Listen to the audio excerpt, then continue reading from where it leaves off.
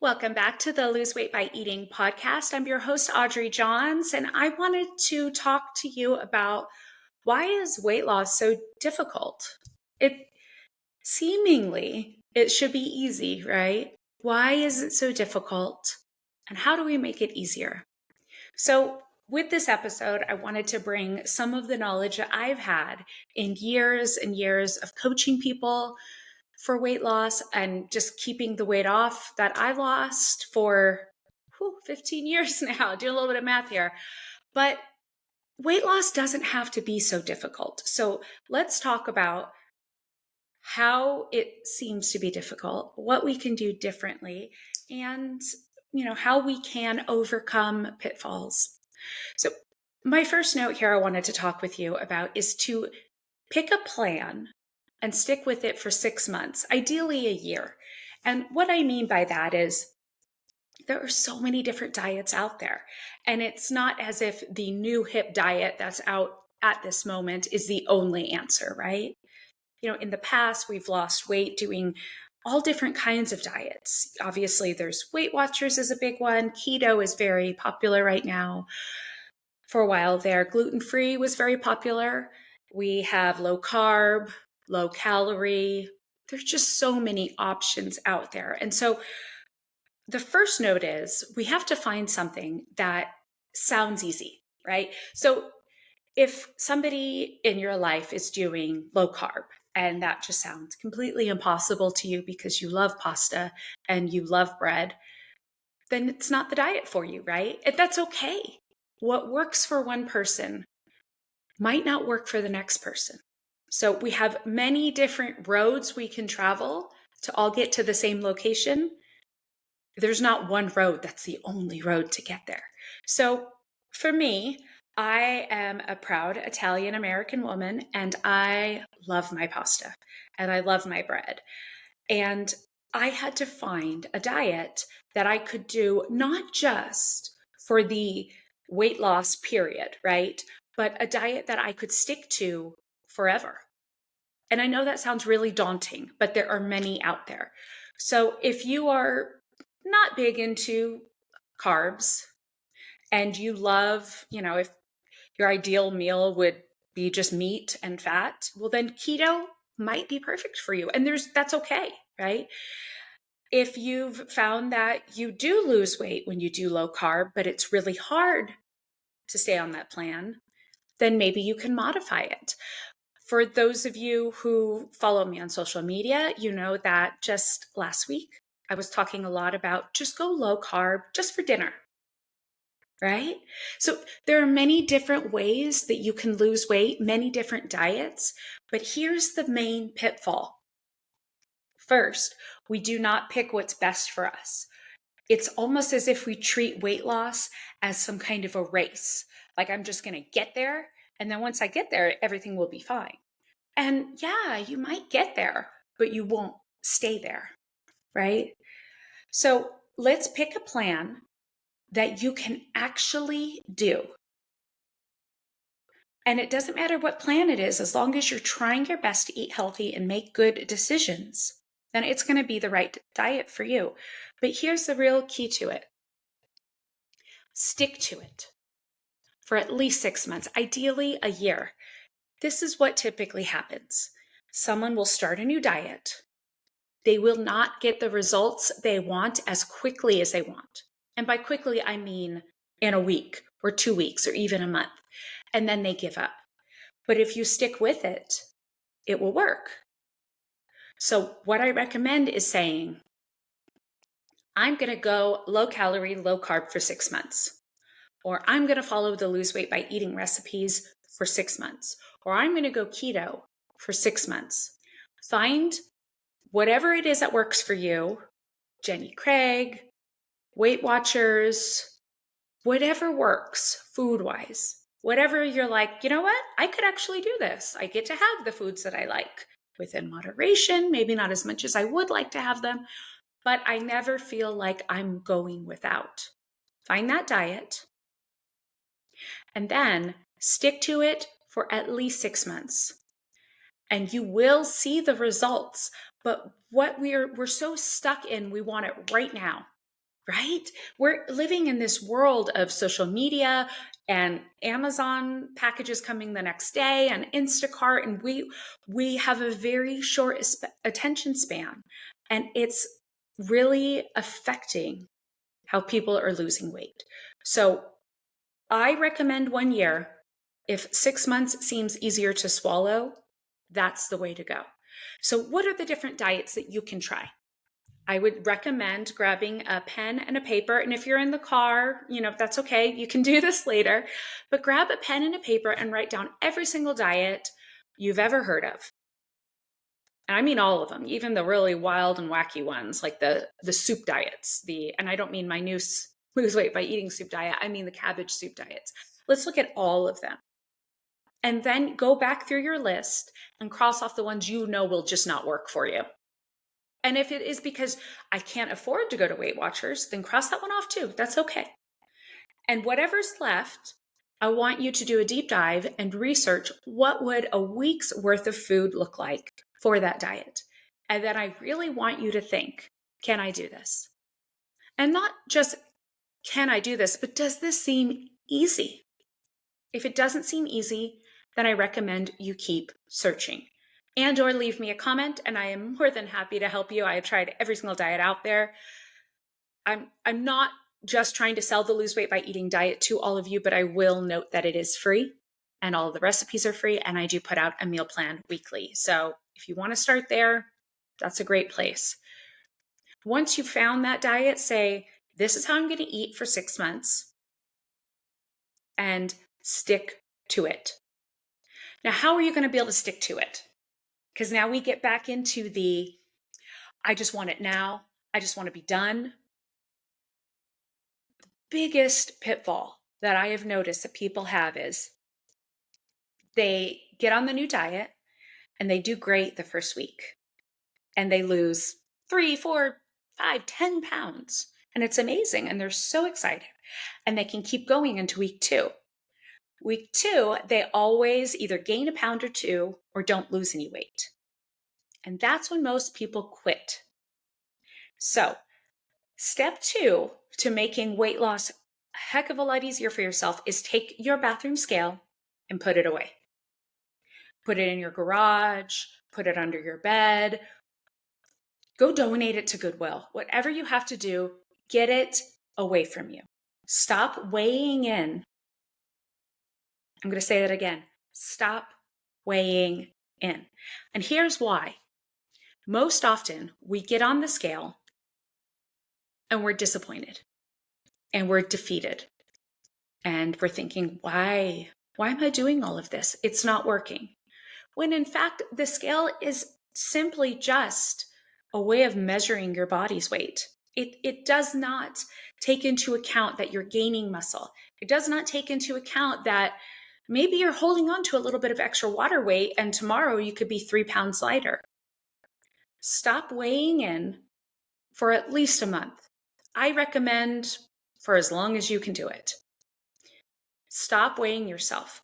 And what this will do is it will take away that one piece of defeat, because every single time we get on that scale, we expect to see this really big number weight loss, and we're just holding our breath as we do it.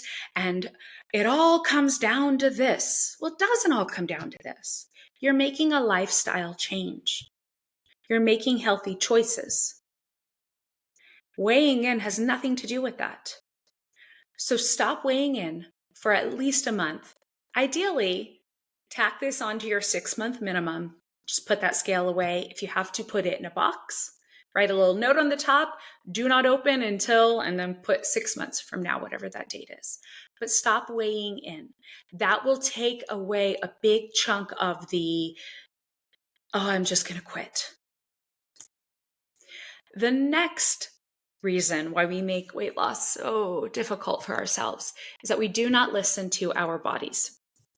And I'm going to give you a little story here, a little realization I had this weekend for myself. I realized I was sitting on the couch watching TV, and I had done a amazing workout that morning, really proud of myself. My partner leaves, takes his daughter out to get dinner or something, and I'm all by myself in the house, which is rare. And I was thinking, well, I'm just sitting here watching TV. I could get my weights out and I could do another workout. And it was in that moment that I realized I burn myself out. I take on too much work. I want to do 2 workouts in a day. This is silly. I'm burning myself out. I'm not listening to my body. So, to help you start listening to your body better, set a schedule for yourself. It could be a weekly meal plan and try to stay within it. It could be a workout plan, try to stay within it.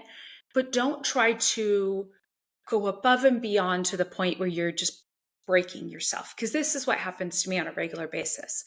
And I stopped myself. I didn't do that extra workout, and I probably saved myself a lot of pain, possible injury, and definitely burnout.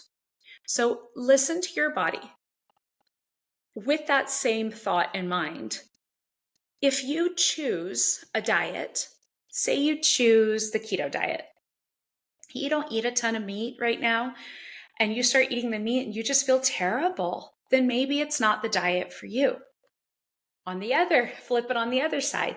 If you typically eat a lot of meat and you're thinking, well, I want to go vegetarian to lose weight, which is possible, and you just feel terrible and exhausted all the time, then that's not the diet for you. So take a step back and stop trying to run your body according to goals and let your body tell you, this is what I need right now. So listen to your body. If need be, write down notes every day. I had my breakfast. I felt great for 2 hours, and then I just was exhausted. Okay, then maybe that's not the right breakfast for you, right? So really listen and tune in to what your body is telling you. My next tip is ask for help. And I don't just mean ask me for help, but please do. Happy to help. Or your trainer, or a friend who has a big weight loss story. Ask for help for people in your own life. So back to my story of overdoing it. After I realized this, I reflected on it for about 24 hours, and then I sat down with my partner and I told him, I think I found one of my real big toxic traits. And when I was talking to him, I was also mentioning how I do it with work and I do it with cooking. And I do this with everything, where I just burn myself out. I go 1,000 miles an hour towards my goal, burn out, and I stop. And this is something I have to stop. So I went to him and I asked for help. Hold me accountable. If you see me working at 10 o'clock at night, ask me, is that the best choice right now? Do you think that's something you could wait until tomorrow? Ask for help from people in your life. And that could be your kids. Mommy really wants to start walking after dinner. Would you maybe want to go for a walk with me? We could walk to the park. Ask for help from your spouse or your partner. Ask for help for your best friend at work. Hey, I know we really love to go out to lunch every single Friday. Could we either bring our lunches in and go sit at a park together so we could still have that fun aspect of going out together? Or could we pick a healthy restaurant? Ask for help for people in your life who already love and care for you. They want to help. And then I also really want to bring up the weight loss secret. I know I harp on it a lot on this podcast, but I really cannot stress enough. Every single person who has ever attempted to lose weight and change their life and get healthier has screwed up. But the key is they didn't give up. More often than not, people will eat the wrong thing and say, ugh, well, the whole day is lost. Might as well order a pizza and eat the whole thing by myself tonight. It's as if making a mistake, they're giving themselves permission to make another mistake. Instead of just saying, well, okay, that happened. Dinner will be healthier. It's going to be fine. No big deal. On to the next. People will miss a workout and say, well, I'm going to start again on Monday, or even worse, I'm going to work out twice as hard tomorrow, which will bring on burnout. You may end up injuring yourself. So not only are you making it harder on yourself, either by starving yourself on your next meal because you didn't like what you had at lunch, so you're going to skip dinner, that's making it harder on yourself, right? You're punishing yourself for the human condition of, I like pizza, or I like food, or the human condition is we screw up, we learn from it, we keep going. And that's how I want you to look at weight loss. You will screw up. It will happen. But that's okay. It's part of the journey. So the next time that you are eating out with friends and you have one too many cocktails, or you order dessert, don't skip your next meal. And don't say, I'm going to start again tomorrow, or I'm going to start again on Monday, or I'll start again on the first of the month. Just say, yep, we all knew that was going to happen. Let's just keep going. The next time you miss a workout, don't punish yourself and work out twice as hard. And don't skip your next 3 workouts and then just say, I'm going to start again next week. The human condition is we screw up and it's okay. So let's go back through, why is weight loss so difficult? Now that we have the full scope, the full picture. Most often, we don't have the patience to go the long road. And most often that happens because the diet we're choosing for ourselves is not the right diet. If you are on a diet and all you're thinking about is a food you cannot have, then it's not the right diet for you. There are so many great diets out there. So many great opportunities that you could be trying. So find the right thing. Let's list off some again. We've got the keto diet is our current IT diet. It really consists of eating a lot of meat and a lot of fat. If that sounds delicious and wonderful to you, great, go for it. Low carb diet, very similar, but it's less rooted in fat. And if low carb sounds too hard for you, try just going low carb for dinner and having your carbs either at breakfast or at lunch. It gives you all day long to burn them off. Makes it a heck of a lot easier. You don't actually have to give up anything doing that. You can go the low calorie diet, where it's just calories in, calories out. That has been the staple for years and years and years and years. It always works. So what you want to do is you want to find out how many calories is your body burning and then have a deficit. So that works as well. If that is too difficult for you to find, to research, you can use my method of what is your goal weight? Now add a 0 to it. So if your goal weight is 150 pounds, then your calorie intake for the day is 1,500 pounds. Do you see that? 1,500 calories. I just added a 0 to the end of it. You've got Weight Watchers, which costs money, but is effective. They're constantly changing. If you loved the way they did it back in the 90s and you still have your little calculator and the batteries still work, knock yourself out. Just because Weight Watchers is not operating the same way it did 20 years ago does not mean that 20-year ago plan does not work now. Or start their new plan. There is so many resources out there where you can just have food shipped into you and you just heat it up in the microwave. So if you're not big on cooking, there are lots of Jenny Craig like new diets that you can do. They do cost money. And then again, not just trying to push my own diet here, but the Lose Weight by Eating diet is always free. And basically it says you can eat absolutely anything you want as long as you do it in a healthier way. And I give you all the recipes. So pick a diet that you really feel like you can do, that you can do if you had to forever, and stick to it. Stick to it for at least 6 months, put that scale away, and just go. Listen to your body, avoid burnout. And, within that first week, If you feel terrible from the food you're eating on your new healthy diet, then it's not the healthy diet for you. Go back to step one, reevaluate, pick something else, and go for 6 months. That's totally fine. Ask your family, ask your friends, ask your loved ones for help. And finally, don't forget the weight loss secret. You're going to screw up, babe. It's just what happens. It's okay. It's part of the journey. If you can, learn from it. If you can, put that guilt down and say, well, okay, I had 4 pieces of pizza for lunch today. Now I'm going to see how I feel and learn from it. Check in with your body 1 hour after you eat it, 2 hours after you eat it.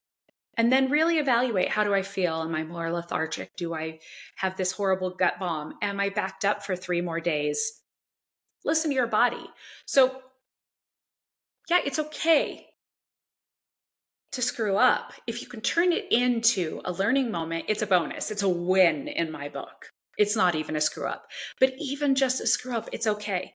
And listen to next week, because we're going to talk about free days, also known as cheat days. I hate that word, but I think that might be helpful as well, where you stick to a plan for a full week or 6 days.